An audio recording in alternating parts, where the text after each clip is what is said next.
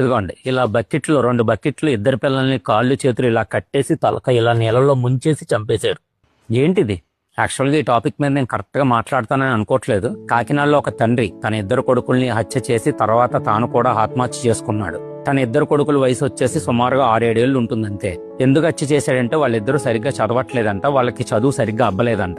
అందుకని మనస్తాపం చెంది వాళ్ళిద్దరిని చంపి తర్వాత తిన మనస్తాపంతో తిన కూడా ఆత్మహత్య చేసుకోవడం జరిగింది. మా నాన్నగారు కూడా ఇలాగే ఆలోచించుంటే నేను కూడా ఎప్పుడో చచ్చేవాడిని. కొంతమంది మనుషులు ఇలాంటివి చేయడానికి గల కారణం భయం లేకపోవడం, గోపు మీద ఒకటి దెంగి చెప్పేవాళ్ళు లేకపోవడం. మనకి తప్పు జరుగుతున్నప్పుడు అడ్డుకునే రక్షణ వ్యవస్థ ఉంది, తప్పు జరిగాక శిక్షించే కోర్టు వ్యవస్థను ఉంది. కానీ తప్పు జరగకుండా భయపెట్టే వ్యవస్థే లేదు. పోనీ తినేమన్నా చదువుకోలేని వ్యక్తి అంటే తను పెద్ద సెంట్రల్ గవర్నమెంట్ జాబ్ కూడా చేస్తున్నాడంట. కొన్ని బళ్ళు ఫస్ట్ గేర్ నుంచి స్పీడ్ అందుకుంటాయి, మరి కొన్ని బళ్ళు 4th గేర్కి వెళ్ళాక స్పీడ్ అందుకుంటాయి. ఒక పిల్లోడు వాడి ఎదుగుదల బట్టి, వాడి చుట్టూ ఉండే వాతావరణం బట్టి వాడి జ్ఞానాన్ని నెమ్మదిగా పెంపొందించుకుంటూ ఉంటాడు.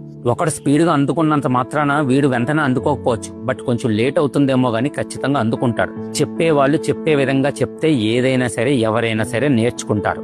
కొంతమందికి చదువు అబ్బుద్ది, కొంతమందికి వ్యాపారం అబ్బుద్ది, కొంతమందికి బుద్ధి అబ్బుద్ది, కొంతమందికి జ్ఞానం అబ్బుద్ది, కొంతమందికి సంస్కారం అబ్బుద్ది.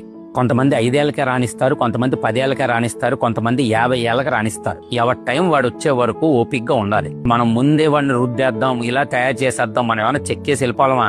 వాడిని పట్టుకుని చెక్కేయడానికి. పిల్లలు ఆడుకుంటేనే అందమండి, అల్లరి చేస్తేనే అందం. కానీ మనమే అవన్నీ మానేసి పిల్లడు కూర్చుని బుద్ధిగా ఒక మూల కూర్చుని చదువుకుంటుంటేనే అందంగా ఫీల్ అవుతున్నాం. పిల్లలు పుట్టిన 3 ఏళ్ల నుంచే చదువు మొదలు పెట్టేసి ఒక 25 ఏళ్ళు వాడు అసలు ఎందుకు పుట్టాడు కూడా అర్థం కావట్లేదు. ఏదో దేవుడు ఎందుకు పుట్టించాడు అని చదువుకోవడానికి పుట్టించినట్టు అయింది.